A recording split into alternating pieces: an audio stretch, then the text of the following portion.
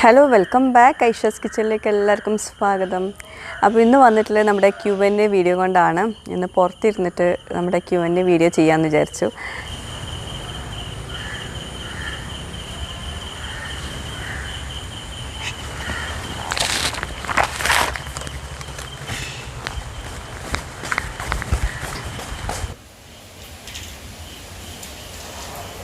അപ്പോൾ ഇന്നത്തെ നമ്മുടെ ഈ ഒരു വീഡിയോ ഞാൻ പുറത്തിരുന്നിട്ടായിരുന്നു ഷൂട്ട് ചെയ്തിട്ടുണ്ടായിരുന്നു. അതിൻ്റെ ഇടയ്ക്ക് നന്നായിട്ട് മഴ പെയ്തു.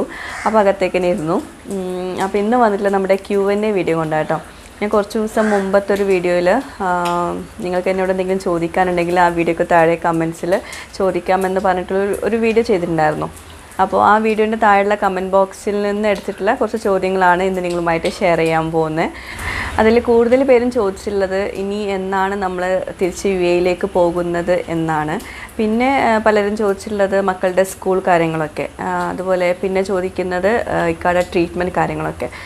നമ്മളിങ്ങനെ പുറത്തൊക്കെ പോകുമ്പോഴേ പുറത്തുനിന്ന് ഇങ്ങനെ നമ്മുടെ വ്യൂവേഴ്സൊക്കെ കാണുമ്പോൾ ഫസ്റ്റ് ചോദിക്കുന്ന 3 കാര്യങ്ങളാണ് ഇതൊക്കെ. കൂടുതൽ പേരും ഇതൊക്കെ തന്നെ ചോദിക്കുന്നത് കേട്ടോ. അപ്പം ഈ കമൻസിൽ കഴിഞ്ഞ വീഡിയോൻ്റെ കമൻറ്റ് ബോക്സിൽ കൂടുതൽ പേരും ചോദിച്ചത് ഈ 3 കാര്യങ്ങൾ തന്നെയാണ്.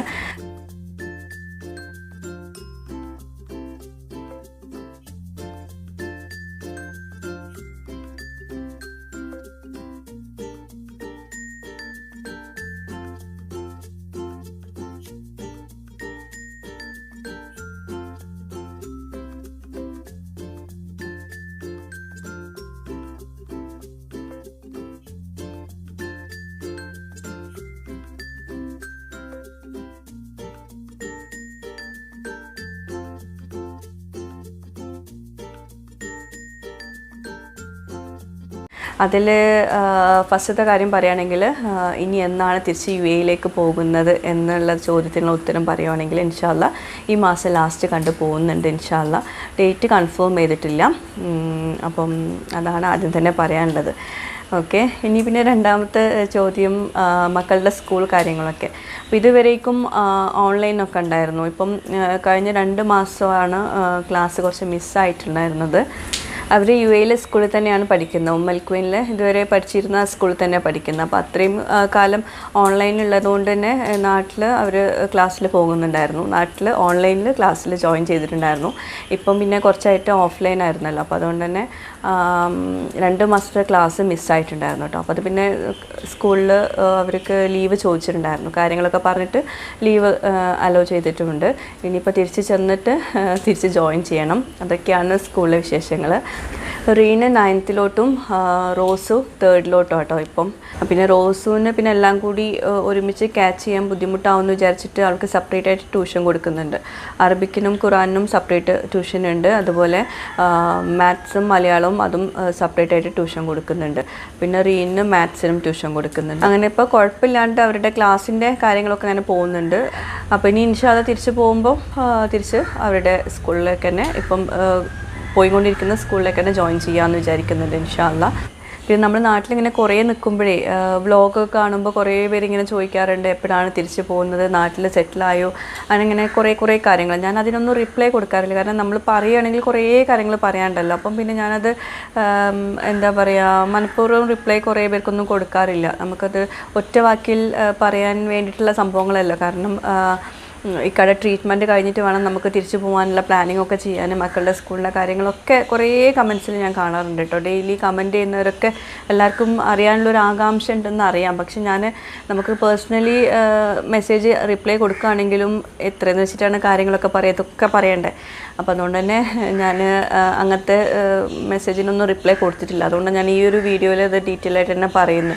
നമ്മളിപ്പോൾ നാട്ടിൽ വന്നിട്ട് 10 മാസത്തിന് മുകളിലായി. ഇക്കാക്ക് ഓഫീസിൽ നിന്ന് ലീവ് കൊടുത്തിട്ടാണ് വന്നിട്ടുള്ളത്. ജോലിയൊക്കെ അവിടെ തന്നെ ഉണ്ട് അൽഹംദുലില്ലാ. അതുപോലെ നമ്മുടെ റൂമൊക്കെ അവിടെ തന്നെ ഉണ്ട്. അതൊക്കെ ഞാൻ ഇനി തിരിച്ച് പോയ ശേഷം ബാക്കി വിശേഷങ്ങളൊക്കെ പറയാം. ഇപ്പം തൽക്കാലം കുഴപ്പങ്ങളൊന്നുമില്ല അൽഹംദുലില്ലാ.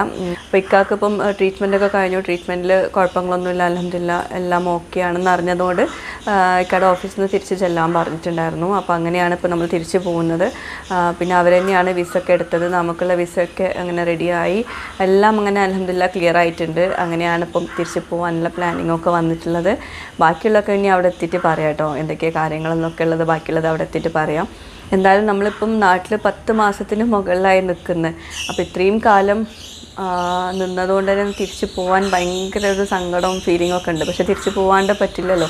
മക്കളുടെ സ്കൂളും കട ഓഫീസ് ജോലി ആ കാര്യങ്ങളും എല്ലാം കൂടിയായിട്ട് നമ്മളൊരു പ്രത്യേക ഒരു സാഹചര്യത്തിലാണല്ലോ നാട്ടിലോട്ട് വന്നിട്ടുള്ളത്. അപ്പോൾ അതുകൊണ്ട് തന്നെ അവിടെ ഉള്ളത് സംഭവങ്ങൾ അത് അവിടെ തന്നെ ഇട്ടിട്ട് പോകുന്നതാണ്.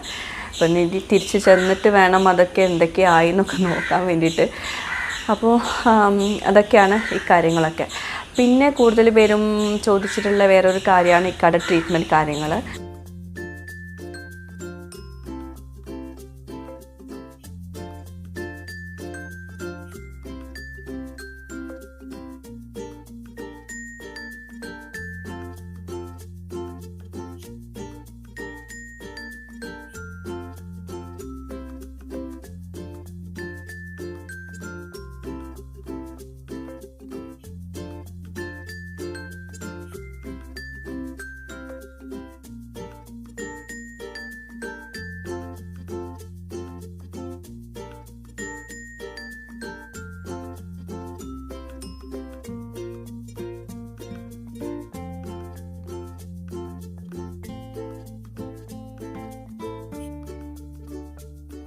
അപ്പോൾ അത് ഞാൻ വിശദമായിട്ട് പറയാം. അത് ഇക്ക തന്നെ പറയുമ്പോഴാണ് കുറച്ചുകൂടെ നല്ലത്. ഇക്കയ്ക്ക് ഇപ്പം ട്രീറ്റ്മെൻറ്റൊക്കെ കഴിഞ്ഞു. പുതിയ വ്യൂവേഴ്സിനായിട്ട് പറയണം. കുറേ വ്യൂവേഴ്സിന് ഇപ്പം എന്താണ് ട്രീറ്റ്മെൻറ്റ് ഒന്നും അറിയുണ്ടാവില്ല.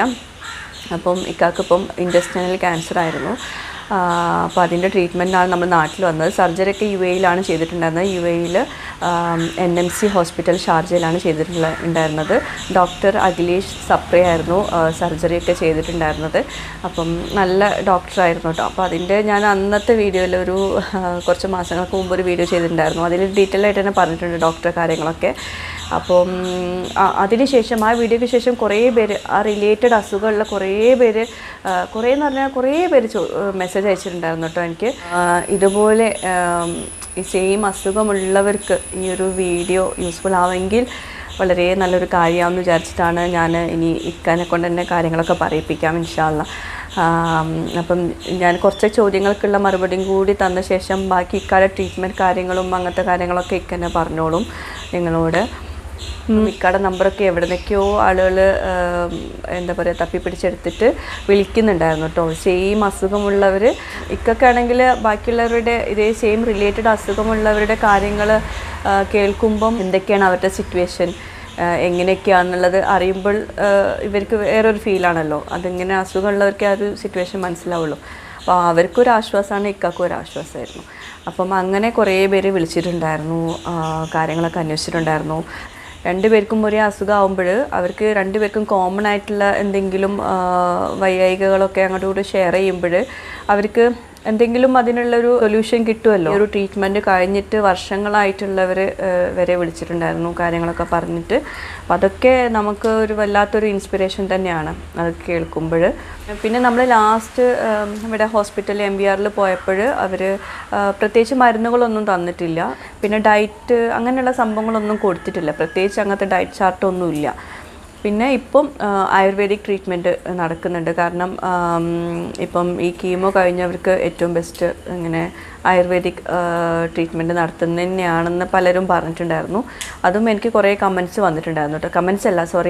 മെസ്സേജസ് വന്നിട്ടുണ്ടായിരുന്നു. ഈ ഒരു വീഡിയോ അന്നൊരു വീഡിയോ ഷെയർ ചെയ്തതിൻ്റെ ശേഷം കുറേ മെസ്സേജസ് എനിക്ക് വന്നിട്ടുണ്ടായിരുന്നു. ഈ അസുഖം കഴിഞ്ഞിട്ട് ആയുർവേദിക് ട്രീറ്റ്മെൻറ്റാണ് നല്ലതെന്ന് പറഞ്ഞിട്ട് കുറേ പേര് പറഞ്ഞിട്ടുണ്ടായിരുന്നു. അതായത് കീമോ ഒക്കെ കഴിഞ്ഞിട്ട് അതിൻ്റെ സൈഡ് എഫക്ട്സ് പോകാൻ വേണ്ടിയിട്ട് ആയുർവേദിക്കിലോട്ട് മാറാൻ ഉള്ള രീതിയിലാട്ടോ പറഞ്ഞിട്ടുള്ളത്. അല്ലാണ്ട് കീമോക്ക് പകരം ആയുർവേദിക് അങ്ങനെയല്ല കേട്ടോ.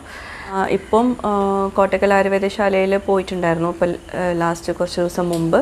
അപ്പം അങ്ങനെ അവിടുത്തെ ഡോക്ടറെ കണ്ടിട്ട് അവരുടെ സജഷനും കൂടി എടുത്തിട്ടുണ്ടായിരുന്നു. അപ്പോൾ അതിൽ കുറേ മരുന്നുകളൊക്കെ കൊടുത്തിട്ടുണ്ട് അവർ. ഇനി വരാണ്ടിരിക്കാനും അതുപോലെ ഇനിയൊരു ഇമ്മ്യൂണിറ്റി കൂട്ടണം എന്ന് പറഞ്ഞിട്ടുണ്ടായിരുന്നു, പ്രത്യേകം പറഞ്ഞിട്ടുണ്ടായിരുന്നു. ഇപ്പോൾ ഇമ്മ്യൂണിറ്റി ലെവലൊക്കെ കുറഞ്ഞ സാഹചര്യമാണല്ലോ. അപ്പോൾ അതുകൊണ്ട് തന്നെ അസുഖങ്ങളൊക്കെ പെട്ടെന്ന് വരാനുള്ളൊക്കെ ചാൻസ് ഉണ്ട്. അപ്പം ഇമ്മ്യൂണിറ്റി കൂട്ടുന്ന രീതിയിലുള്ള മരുന്നുകൾ അല്ലെങ്കിൽ ഭക്ഷണക്രമങ്ങളൊക്കെ നമ്മൾ തുടരണം എന്നൊക്കെ പറഞ്ഞിട്ട് കുറേ ഒരു കാര്യങ്ങളൊക്കെ ചാർട്ടൊക്കെ കൊടുത്തിട്ടുണ്ട്. അപ്പോൾ അതും നല്ലൊരു പോസിറ്റീവായിട്ടുള്ളൊരു കാര്യമായിട്ട് തോന്നി.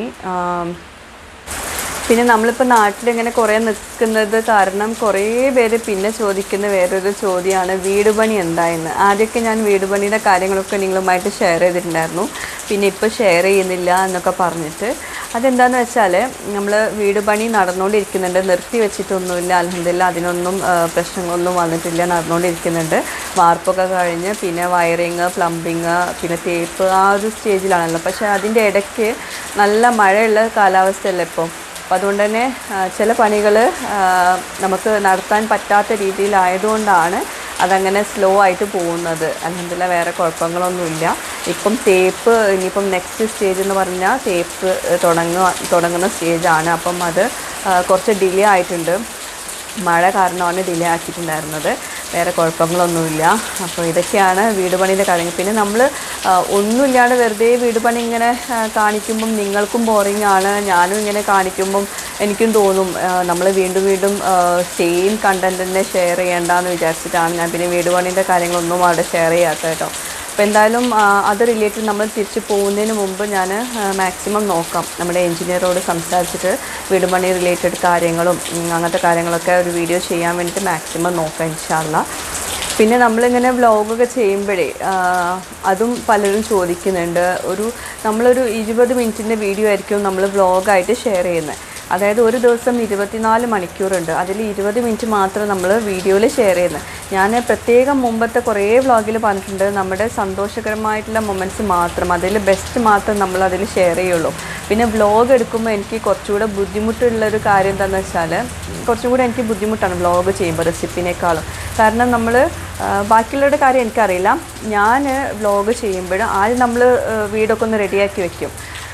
എന്നിട്ടല്ലേ നമ്മൾ ഇപ്പോൾ കിച്ചണിലാണ് വ്ളോഗ് ചെയ്യുമെങ്കിൽ കിച്ചണിലൊന്ന് ആദ്യം ഒന്ന് ക്ലീൻ ആക്കിക്കും. അല്ലാണ്ട് നമ്മൾ കിച്ചൺ എപ്പോഴും ആ ഒരു എന്താ പറയുക ഫുൾ സെറ്റപ്പിലൊന്നും അല്ലായിരിക്കും. എല്ലാവരുടെയും വീട്ടിലെ പോലെ തന്നെ കിച്ചൺ യൂസ് ചെയ്യുന്ന കിച്ചൺ ആകുമ്പോൾ എങ്ങനെയായാലും അഴുക്കൊക്കെ ഉണ്ടാവും.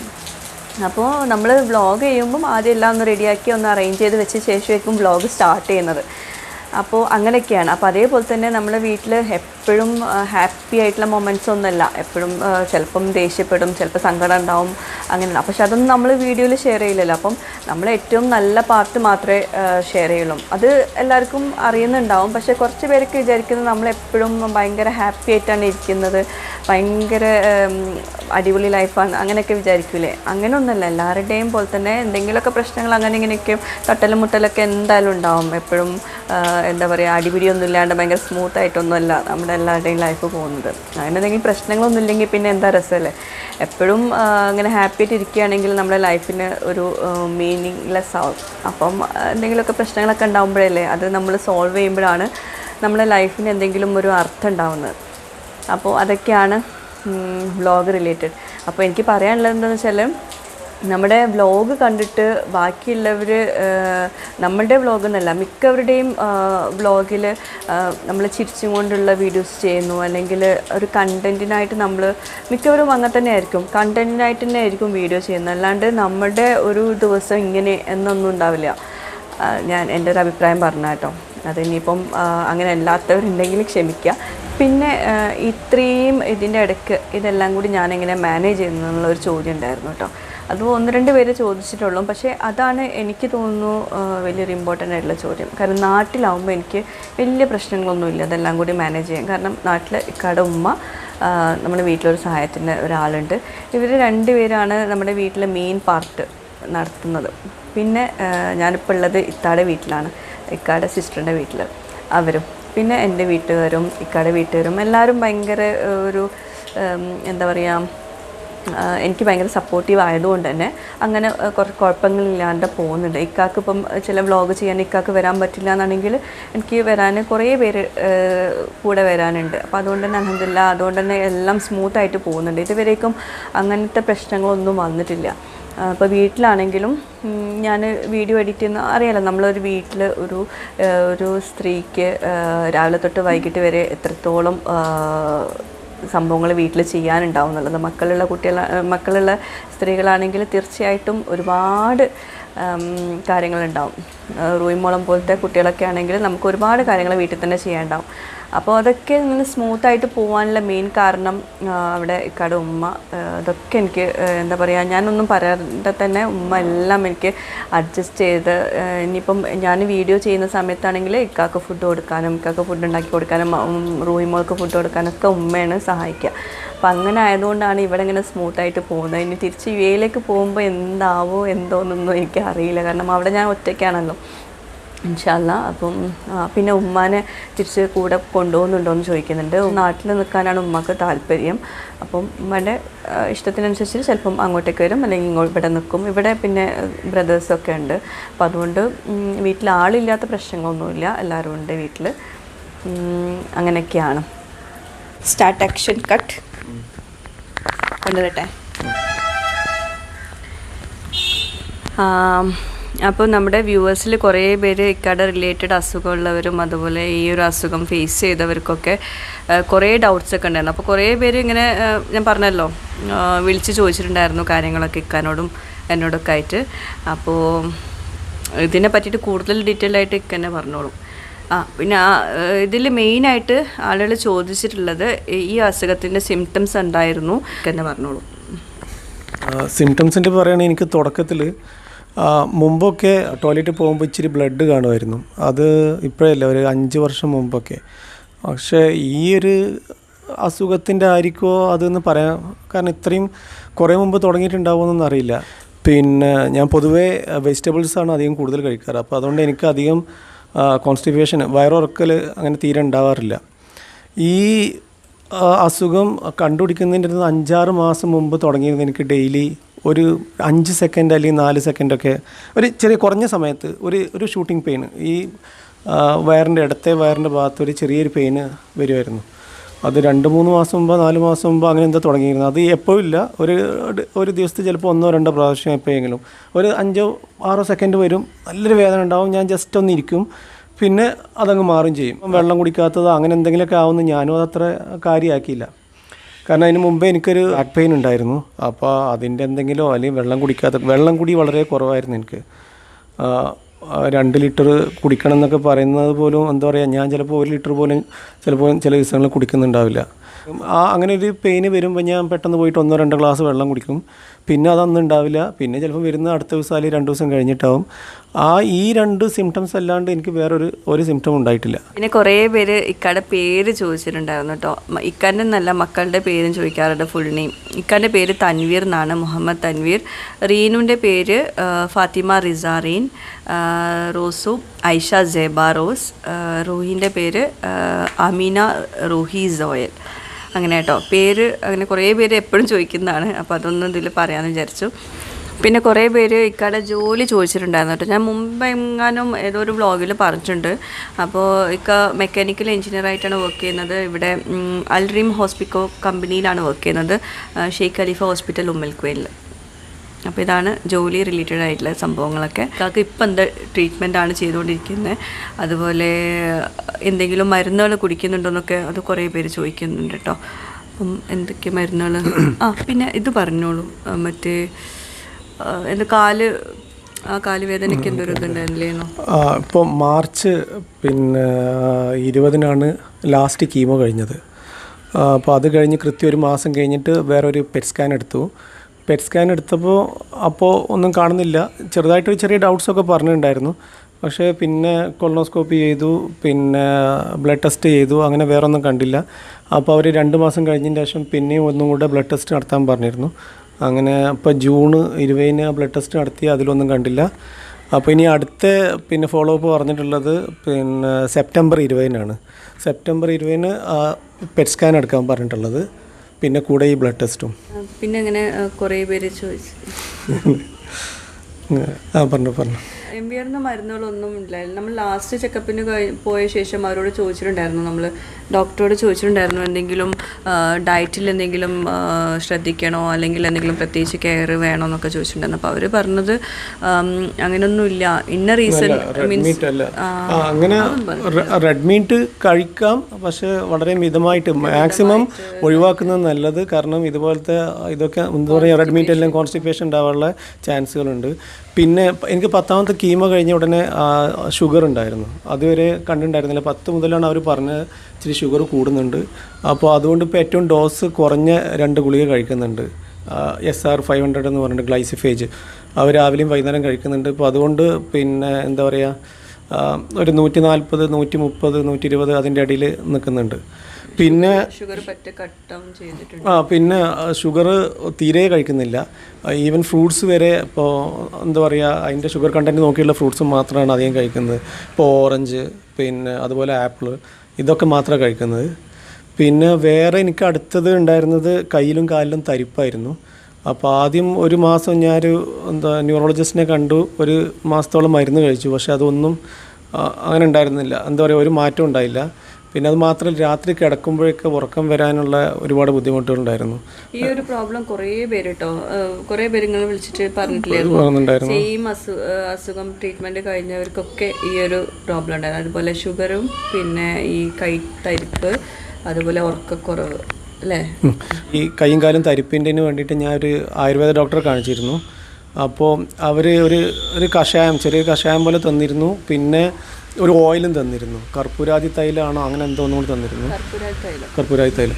അപ്പോൾ അത് കാലിലും കയ്യിലൊക്കെ പുരട്ടിയിട്ട് 3 നേരം ഡെയിലി പുരട്ടാണ്ട്. അപ്പോൾ ഇത് പുരട്ടുമ്പോൾ രാത്രി ഇത് പുരട്ടി കിടന്നു കഴിഞ്ഞാൽ ആ ഉറക്കം പെട്ടെന്ന് നല്ല സുഖത്തിൽ ഉറങ്ങാൻ പറ്റും. പിന്നെ കഷായം ഞാൻ കുറേ ദിവസം കഴിച്ചു, ഇപ്പോഴും ഫുള്ള് പോയിട്ടില്ല. അത് കഴിഞ്ഞ് ഇപ്പോൾ ഈ എന്താ പറയുക, 2 ആഴ്ച മുമ്പ് ഞാൻ കോട്ടക്കൽ ആയുർവേദശാലയിൽ പോയിരുന്നു. അപ്പോൾ അവിടെ ഒരു സ്പെഷ്യൽ OP ഉണ്ട് ഇതുപോലെ ക്യാൻസർ പേഷ്യൻസിന് മാത്രമായിട്ട്.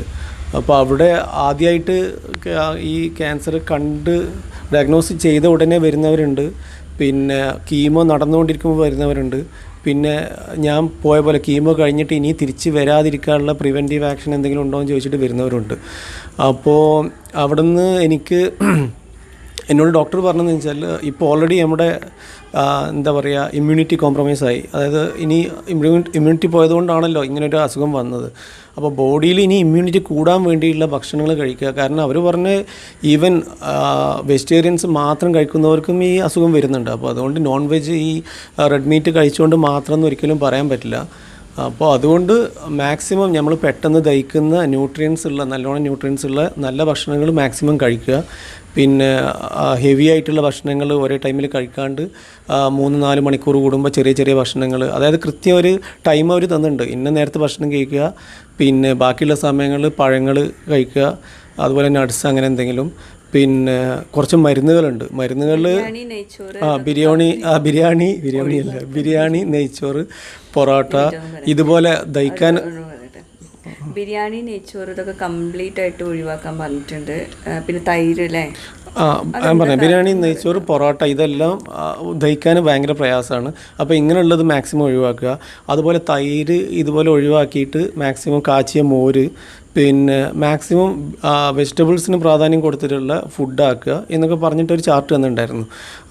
രാവിലെ 9 മുതൽ 10ൻ്റെ ഉള്ളിൽ ബ്രേക്ക്ഫാസ്റ്റ് കഴിക്കുക, 1 മുതൽ 2ൻ്റെ അകത്തായിട്ട് ലഞ്ച്, അതുപോലെ 7 മണിക്ക് തന്നെ ഡിന്നർ കഴിക്കാൻ നോക്കുക. പിന്നെ ഇതിൻ്റെ മുമ്പും ശേഷമൊക്കെ കഴിക്കാൻ വേണ്ടിയിട്ട് ഒരുപാടല്ല, ഒരു 4-5 ടൈപ്പ് ഗുളികകളുണ്ട്. പിന്നെ മുമ്പ് പറഞ്ഞില്ല ഒരു കർപ്പൂരാതി തൈലം, അത് ഇവിടുന്ന് എനിക്ക് സെയിം ഇതിന് വേണ്ടിയിട്ട്, തരിപ്പിന് വേണ്ടിയിട്ട് അവർ തന്നിട്ടുണ്ട്.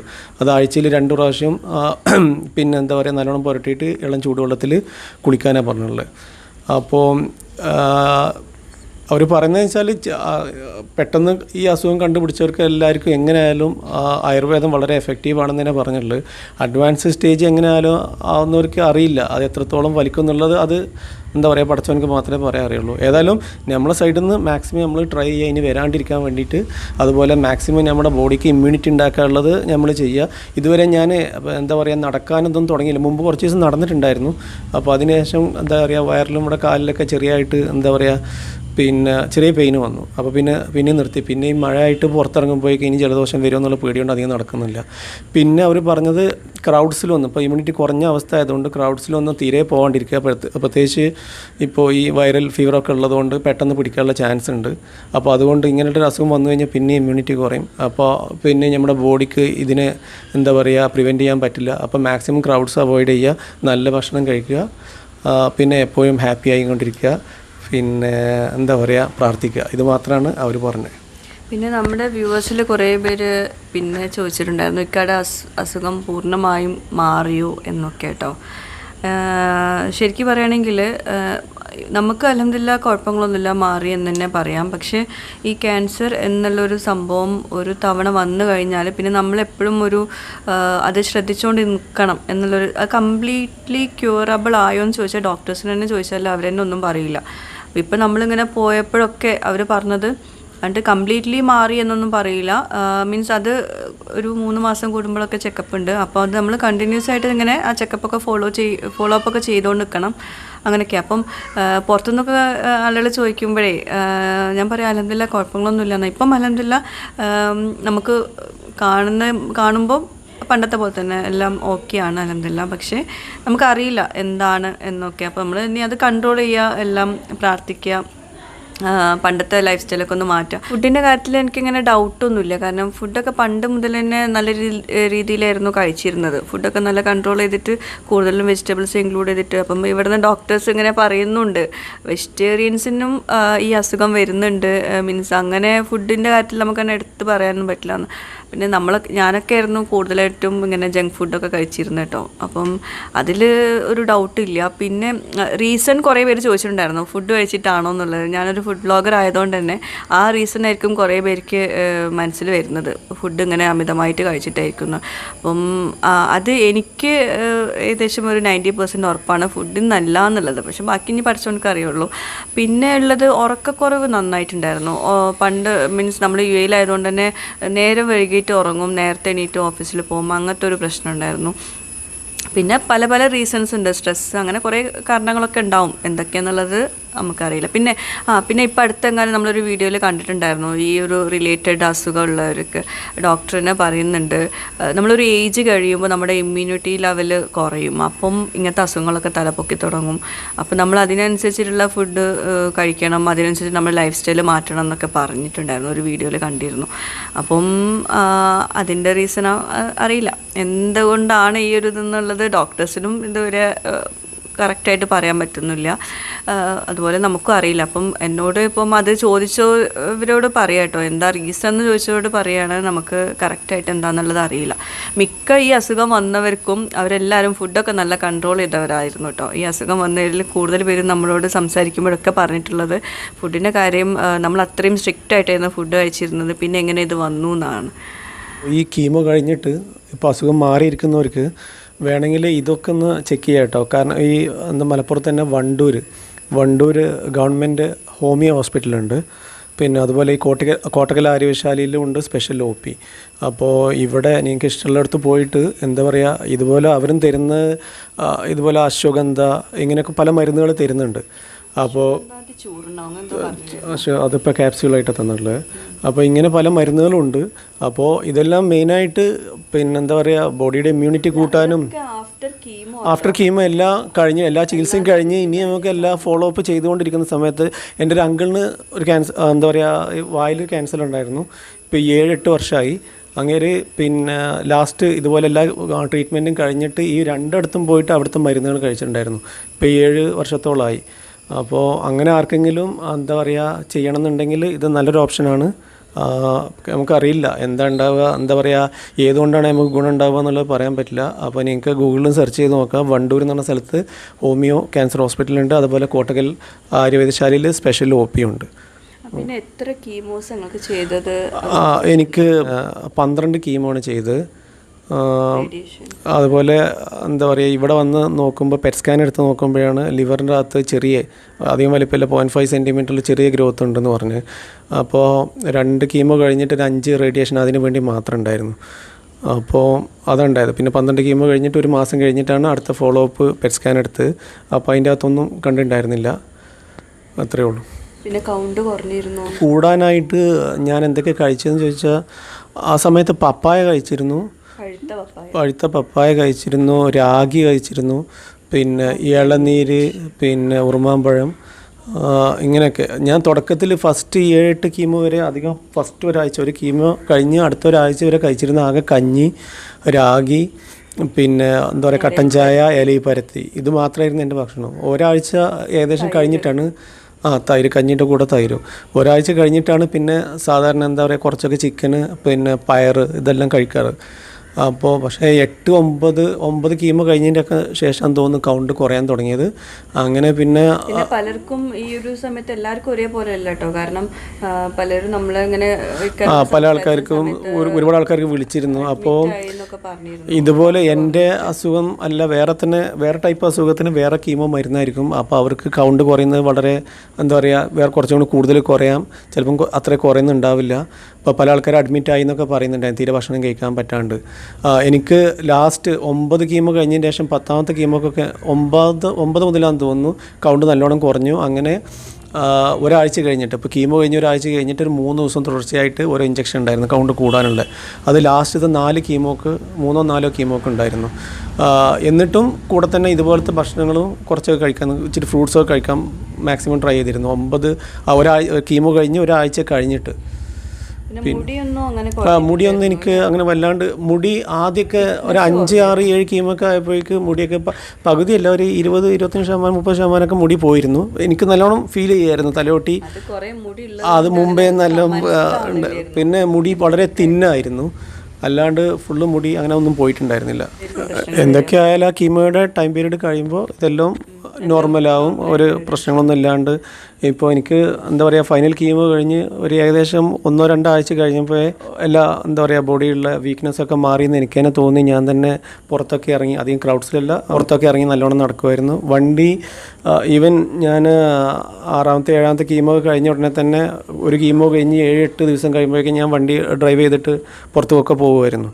അങ്ങനെ ആൾക്കാരുടെ ഇടയിൽ അങ്ങനെ പോയില്ല, എന്നാലും ജസ്റ്റ് ഒന്ന് പുറത്തേക്ക് ഇറങ്ങി കുട്ടികളെ കൂടെ ഒക്കെ ഒന്ന് കറങ്ങാനൊക്കെ പോകുമായിരുന്നു. അപ്പോൾ അതുകൊണ്ട് പിന്നെ നമ്മൾ ഈ ഒരു അസുഖം വന്നതോടുകൂടി നമ്മളിതെല്ലാം കഴിഞ്ഞു എന്ന് വിചാരിക്കരുത്. നമ്മൾ മാക്സിമം ഫൈറ്റ് ചെയ്തുകൊണ്ടിരിക്കുക. നമ്മുടെ ലൈഫ് സ്റ്റൈലിൽ ഞങ്ങൾക്ക് അന്നത്തെ വ്ളോഗ് തൊട്ട് ഇന്ന് വരെ ഞാൻ വ്ളോഗ് ഇട്ടിട്ടുണ്ട്. അപ്പോൾ അതിൽ കാണുമ്പോൾ തന്നെ മനസ്സിലാവും എത്രത്തോളം എങ്ങനെയൊക്കെയാണ് നമ്മുടെ ലൈഫ് സ്റ്റൈൽ പോയിട്ടുണ്ടായിരുന്നത്. നമ്മൾ UAE നിന്ന് ഇങ്ങോട്ടേക്ക് വന്നതും അന്നത്തെ വീഡിയോസ് കാണുമ്പം ഇന്നത്തെ ഈ ഒരു വീഡിയോ കാണുമ്പോഴും ആ ഒരു ചേഞ്ച് എന്തായാലും നിങ്ങൾക്ക് മനസ്സിലാവും. അപ്പം എന്ത് അസുഖം ഉണ്ടെങ്കിലും കുറേയൊക്കെ നമ്മൾ ചികിത്സിച്ച് മാറ്റാൻ പറ്റും എന്നുള്ളൊരു വിശ്വാസം ഉണ്ടാക്കുക. അതുപോലെ തന്നെ പ്രാർത്ഥന, അതാണ് മെയിൻ. അതും പിന്നെ നമ്മൾ നല്ലൊരു ഡോക്ടറെ അടുത്ത് എത്തിയാൽ തീർച്ചയായിട്ടും അത് ഭേദമാവുന്ന നമുക്ക് പ്രതീക്ഷ നഷ്ടമാവാണ്ടിരിക്കുക. ഹസ്ബൻഡിൻ്റെ ഫുഡിൻ്റെ ഡീറ്റെയിൽസ് കുറേ പേര് ചോദിച്ചിട്ടുണ്ട്. ഞാനിപ്പോൾ പറഞ്ഞിട്ടുണ്ടല്ലോ കാര്യങ്ങളൊക്കെ, അതൊക്കെ തന്നെയാണ്. വീട്ടിലുണ്ടാക്കിയ ഈ മൈക്രോ ഗ്രീൻസൊക്കെ നല്ലതാട്ടോ. ഇങ്ങനെയൊക്കെ ആകുമ്പോൾ നമുക്ക് വിശ്വസിച്ച് കഴിക്കാം. അങ്ങനത്തെ സംഭവങ്ങളൊക്കെയാണ് കൂടുതലും. അതൊക്കെ ഞാൻ പിന്നീട് വീഡിയോയിൽ ചെയ്യുന്നുണ്ട്. അതിങ്ങനെ തന്നെ പറയുമ്പോൾ കുറേ പേർക്ക് അത് ബോറടിക്കും. പിന്നെ അതുപോലെ ഇവിടെ നാട്ടിൽ ഏത് ഹോസ്പിറ്റലാണ് ട്രീറ്റ്മെൻറ്റ് എടുത്തതെന്ന് ചോദിച്ചിട്ടുണ്ടായിരുന്നു. UAE ഞാൻ പറഞ്ഞല്ലോ NMC ഷാർജയിലായിരുന്നു. ഇവിടെ MBR മുക്കത്ത് MBRലാണ് ഇക്കാടെ കീമോ ഒക്കെ കഴിഞ്ഞത്. കീമോ റേഡിയേഷൻ്റെ ഒക്കെ ട്രീറ്റ്മെൻറ്റൊക്കെ അവിടെയായിരുന്നു ചെയ്തിട്ടുണ്ടായിരുന്നത് കേട്ടോ. അപ്പോൾ അസുഖം റിലേറ്റഡ് ആയിട്ടുള്ളത്, ഇക്കടെ ട്രീറ്റ്മെൻറ്റ് റിലേറ്റഡ് ആയിട്ടുള്ളതൊക്കെ ഞാൻ മുമ്പത്തെ വ്ളോഗിലും പറഞ്ഞിട്ടുണ്ട്. ഇപ്പോൾ ഇതാ ഇക്കന്നെ കാര്യങ്ങളൊക്കെ പറഞ്ഞിട്ടുണ്ടാവുമെന്ന് നിങ്ങൾക്ക് മനസ്സിലായിട്ടുണ്ടാവുമെന്ന് വിശ്വസിക്കുന്നു. ഇനിയിപ്പോൾ പറയാനുള്ളത് എന്താണെന്ന് വെച്ചാൽ, ഇപ്പോൾ കുറച്ച് ഒരു ചോദ്യം കൂടിയുണ്ട്. അത് നമ്മുടെ വ്യൂവേഴ്സിൽ ആരും ചോദിച്ചതാണ്. അതായത് ഹസ്ബൻഡുമാർക്ക് ഇങ്ങനെ അസുഖം വരുമ്പോൾ ഭാര്യമാരെന്തൊക്കെയാണ് പ്രിക്കോഷൻസ്, അത് ശ്രദ്ധിക്കേണ്ട കാര്യങ്ങൾ എന്തൊക്കെയാണ്, അത് എന്തൊക്കെയാണ്? പിന്നെ ഭാര്യമാർ ഇടക്കിടക്ക് വന്ന് അങ്ങനെ ചൊറിയരുത്. പിന്നെ എന്താ പറയുക, ചൊറിയാന്ന് പറഞ്ഞാൽ എന്തെങ്കിലും സംസാരിച്ചിട്ട് എന്തായാലും സ്ട്രെസ് ഉണ്ടാക്കുക, അത്രയേ ഉള്ളൂ. വെറുതെ കിടന്നിട്ട് ആവശ്യമില്ലാണ്ട് പിന്നെ അതന്നെ എപ്പോഴും ഹാപ്പി ആയിരിക്കുക. നേരത്തെ കിടക്കണം എന്ന് പറഞ്ഞാൽ അതിനുള്ള സൗകര്യങ്ങൾ ചെയ്തു കൊടുക്കുക, നേരത്തെ ഉറങ്ങാൻ വേണ്ടിയിട്ട്. പിന്നെ എപ്പോഴും മൊബൈൽ നോക്കിയിരിക്കണമെന്നും പറഞ്ഞിട്ട് വെറുതെ ആവശ്യമില്ലാതെ ചൊറിച്ചൽ. മൊബൈൽ നോക്കിയിട്ട് ചിലപ്പോൾ കോമഡി സ്റ്റാർസോ അങ്ങനെ എന്തെങ്കിലുമൊക്കെ കണ്ട് ചിരിക്കുന്നുണ്ടാവും, വെറുതെ ചിരിക്കുന്നുണ്ടാവും, അല്ലെങ്കിൽ വാട്സപ്പിൽ തമാശ കണ്ട് ചിരിക്കുന്നുണ്ടാവും. ഇതൊന്നും നിങ്ങൾക്ക് എപ്പോൾ നോക്കിയാലും ചിരിയാണല്ലോ എന്ന് പറഞ്ഞിട്ട് മാക്സിമം നിങ്ങൾ എന്താ പറയുക, നിങ്ങൾക്ക് എങ്ങനെ സ്വന്തമായിട്ട് ഹാപ്പി ആയിട്ട് ഇരിക്കാൻ പറ്റുമോ അത് ചില അവരാരും കൊണ്ടുവന്ന് തരില്ല, നമ്മൾ തന്നെ കണ്ടുപിടിച്ചിട്ട് അത് ഹാപ്പി ആയിരിക്കാൻ നോക്കുക. അതായത് ചുരുക്കി പറഞ്ഞാൽ ഭർത്താക്കന്മാർക്ക് എന്താണ് ഹാപ്പിനെസ് അത് നമ്മൾ കണ്ടെത്തി കൊടുത്തിട്ട് ആ ഹാപ്പിനെസ്, അതിപ്പോൾ എന്താ പറയുക, വീട്ടിലിങ്ങനെ വെറുതെ ചടഞ്ഞുകൂടിയിരിക്കുന്ന ഹാപ്പിനെസ് എങ്കിൽ അങ്ങനെ നമ്മൾ അലോ ചെയ്യുക. അതല്ല ഇപ്പോൾ പറഞ്ഞു തരുന്നത്. അങ്ങനെയല്ല, ജോലിക്കൊക്കെ പോകണ്ട, പിന്നെ അങ്ങനെയല്ല, അത്രേ ഉള്ളൂ. പിന്നെ വീഡിയോ ആരാ എടുത്ത് തരാറെന്ന് ചോദിച്ചിട്ടുണ്ട്. വീഡിയോ ഞാൻ തന്നെ സ്റ്റാൻഡ് വെച്ചിട്ടാണ് എടുക്കാറ്. പിന്നെ പുറത്തൊക്കെ പോകുമ്പോൾ റീനു ആണ് കൂടുതലായിട്ടും എനിക്ക് വീഡിയോ എടുത്ത് തരാറ്. പിന്നെ അതുപോലെ റീനുൻ്റെ ഡ്രസ്സിങ്, റീനു ഒരു സൈലൻ്റ് ആണല്ലോ എന്നൊക്കെ ചോദിക്കാറുണ്ട്. അത് എന്താണെന്ന് വെച്ചാൽ അത് മുമ്പേ പല വീഡിയോസിലും കണ്ടിട്ട് പലരും ചോദിക്കാറുണ്ട്. അതെന്ന് വെച്ചാൽ അവൾ അങ്ങനെ ഒരു ക്യാരക്ടറാണ്. മുമ്പ് റോസുവിൻ്റെ പോലെ തന്നെയായിരുന്നു. മുമ്പത്തെ ഒരു 6-7 വയസ്സിലൊക്കെ അങ്ങനെ തന്നെ റോസുവിൻ്റെ പോലെ തന്നെയായിരുന്നു. ഭയങ്കര കലപില വർത്താനൊക്കെ ആയിരുന്നു. പക്ഷെ ഇപ്പം സൈലൻ്റ് ആയതാണ്. അത് അങ്ങനത്തെ ഒരു പ്രകൃതമാണ് അവർ. വീട്ടിലും അങ്ങനെ തന്നെയാണ്, കുറച്ച് സൈലൻ്റാണ്. അത് കുട്ടികൾ വളർന്നു വരുമ്പോൾ അങ്ങനെ ആയിരിക്കും. പിന്നെ അവൾക്ക് അങ്ങനെ ഡ്രസ്സിങ്ങിലൊന്നും വല്ലാണ്ട് ശ്രദ്ധിക്കണമൊന്നും വലിയ ഇഷ്ടമൊന്നുമില്ല. നോർമലായിട്ട് ഡ്രസ്സ് ചെയ്ത് നടക്കുന്നതാണ് ഇഷ്ടം. അതുപോലെ ഭയങ്കര മോഡേണായിട്ട് നടക്കുന്നൊന്നും വലിയ താല്പര്യമില്ല. പിന്നെ അവരുടെ താല്പര്യം കൂടി നമ്മൾ നോക്കണ്ടേ. പിന്നെ റീനുവിനും റോസുവിനൊക്കെ ഞാൻ കാരണം പ്രൈവസി നഷ്ടപ്പെടുന്നുണ്ടോയെന്ന് ചോദിച്ചിട്ടുണ്ട്. അതെന്താണെന്ന് വെച്ചാൽ അവർക്ക് ഇഷ്ടമുള്ള രീതിയിൽ മാത്രമേ ഞാൻ വീഡിയോസ് എടുക്കുന്നുള്ളൂ അവരുടേത്. ഞാൻ പറഞ്ഞല്ലോ, ഇതിൻ്റെ സ്റ്റാർട്ടിങ്ങിൽ തന്നെ പറഞ്ഞു, വ്ളോഗ് എടുക്കുമ്പോൾ ഞാൻ അവരൊക്കെ ഒന്ന് റെഡി ആക്കിയിട്ട് ഓക്കെ അല്ലേ എന്ന് പറഞ്ഞിട്ടേ വ്ളോഗ് എടുക്കുള്ളൂ. അല്ലാണ്ട് നമ്മൾ അവർ കാണാണ്ട് വ്ളോഗ് എടുക്കുന്നില്ല ഞാൻ. അപ്പോൾ അതുകൊണ്ട് അതൊന്നും കുഴപ്പമില്ല. ഇപ്പോൾ തൽക്കാലം കുഴപ്പമൊന്നുമില്ല. പ്രൈവസി നഷ്ടപ്പെടുത്താനുള്ള രീതിയിലൊന്നും വീഡിയോസൊന്നും ഷൂട്ട് ചെയ്യുന്നില്ല. ഓക്കെ. അപ്പോൾ ഇന്നത്തെ ഈ ഒരു Q&A വീഡിയോ കുറേ പേർക്കൊക്കെ യൂസ്ഫുൾ ആവുമെന്ന് പ്രതീക്ഷിക്കുന്നു. മെയിനായിട്ട് ഞാൻ ഇക്കാടെ കാര്യങ്ങൾ ഷെയർ ചെയ്യാമെന്ന് വിചാരിച്ചിട്ട് തന്നെയാണ് ഈ ഒരു Q&A ഇട്ടിട്ടുള്ളത്. കാരണം അത് മാത്രമായിട്ട് നമ്മൾ ഷെയർ ചെയ്യുമ്പോൾ കേൾക്കുന്നവർക്കും ഒരു ബോറിംഗ് അല്ല. അപ്പോൾ അതുകൊണ്ടാണ് അത് റിലേറ്റഡ് ആയിട്ടുള്ള ആർക്കെങ്കിലും യൂസ്ഫുൾ ആവുകയാണെങ്കിൽ വലിയൊരു കാര്യമായിരിക്കും. അപ്പോൾ അതുകൊണ്ടാണ് ഇക്കാരനെ വെച്ചിട്ട് തന്നെ ഈ ഒരു വീഡിയോ ഞാൻ ചെയ്തിട്ടുള്ളത്. അപ്പോൾ ഇന്നത്തെ ഈ ഒരു വീഡിയോ യൂസ്ഫുൾ ആവുമെന്ന് പ്രതീക്ഷിക്കുന്നു. അതുപോലെ ആർക്കും ബോറടിച്ചിട്ടുണ്ടാവില്ല എന്ന് വിശ്വസിക്കുന്നു. അപ്പോൾ എന്നത്തെയും പോലെ പുതിയൊരു വീഡിയോയുമായിട്ട് വ്ളോഗുമായിട്ടൊക്കെ വരുന്നവരേക്കും ബൈ. Thank you.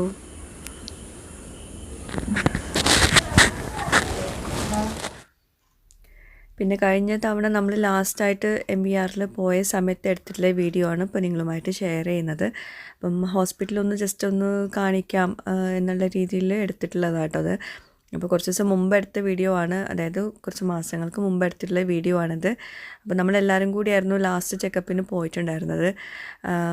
ഒറ്റയ്ക്ക് പോകുമ്പോൾ ഒരു ടെൻഷനാണല്ലോ, എന്തായിരിക്കും പറയാന്നുള്ള രീതിയിൽ. പിന്നെ അകത്തേക്ക് കുട്ടികളെ അലൗ ചെയ്യില്ല കേട്ടോ. അപ്പം എൻ്റെ ബ്രദറും കൂടെ വന്നിട്ടുണ്ടായിരുന്നു. അപ്പം ബ്രദറും മക്കളൊക്കെ കൂടി വണ്ടിയിലിരിക്കുകയായിരുന്നു. രാവിലെ പോയിട്ട് പിന്നെ നമ്മൾ വൈകിട്ടാണ് അവിടുന്ന് എല്ലാം ഒന്ന് റെഡി ആയിട്ട് പോകുന്നത്. അത്രയും തിരക്കാണ്. അപ്പം നമ്മൾ രാവിലെ പോയതുകൊണ്ട് തന്നെ ഉച്ചയ്ക്ക് അവിടെ നിന്നാണ് ഫുഡ് കഴിച്ചത്. പിന്നെ ഈ ഒരു ഹോസ്പിറ്റലാണെങ്കിൽ ഒരു നേച്ചർ ഫ്രണ്ട്ലി ആയിട്ടുള്ളൊരു ഹോസ്പിറ്റലാണ്. ഇങ്ങനെ അസുഖമുള്ളവർക്കൊക്കെ വരുമ്പോൾ മനസ്സിനൊരു റിലാക്സിങ് ആയിട്ട് തോന്നും എന്ന് എനിക്ക് തോന്നുന്നു. ഇക്കങ്ങനെ പറഞ്ഞിരുന്നു കേട്ടോ. മുമ്പൊക്കെ ഇക്കങ്ങനെ കീമോക്കെ ആയിട്ടൊക്കെ വരുന്ന സമയത്ത് എന്താ പറയുക, കുറച്ച് ടൗൺ ഏരിയയിൽ നിന്ന് ത്തേക്കുള്ളൊരു ഹോസ്പിറ്റലാണ്. അപ്പോൾ അതുകൊണ്ട് തന്നെ ഒരു വല്ലാണ്ടൊരു ടെൻഷൻ അങ്ങനെയൊന്നും തോന്നില്ല ഇവിടെ വരുമ്പോൾ. അങ്ങനെ പറഞ്ഞിരുന്നു. പിന്നെ മക്കൾക്ക് ഇതിനകത്തേക്ക് പ്രവേശനമില്ല. റേഡിയേഷൻ അങ്ങനെ കാര്യങ്ങളൊക്കെ നടക്കുന്നതുകൊണ്ട് തന്നെ കുട്ടികൾക്ക് പ്രവേശനമില്ല. അപ്പം ക്യാൻറ്റീനിൽ ഇടയ്ക്കൊന്ന് ജ്യൂസ് കുടിക്കാനും എന്തെങ്കിലും സ്നാക്സൊക്കെ കഴിക്കാൻ വേണ്ടിയിട്ട് വരും. അങ്ങനെ അവർ പുറത്തുകൂടെ പോവും. മെയിൻ എൻട്രൻസിൽ കൂടെ ഇവർക്ക് അലോ ഇല്ല കേട്ടോ ഇതിനകത്തേക്ക്, ഹോസ്പിറ്റലിനകത്തേക്ക്. അപ്പോൾ ഇതൊക്കെയാണ് ഇന്നത്തെ വീഡിയോയിലെ വിശേഷങ്ങൾ. എല്ലാവർക്കും ഇന്നത്തെ വീഡിയോ ഇഷ്ടമായിട്ടുണ്ടാവും വിശ്വസിക്കുന്നു. പുതിയൊരു വീഡിയോയുമായിട്ടും വ്ളോഗുമായിട്ടൊക്കെ വരുന്നതിലേക്കും ബൈ. Thank you.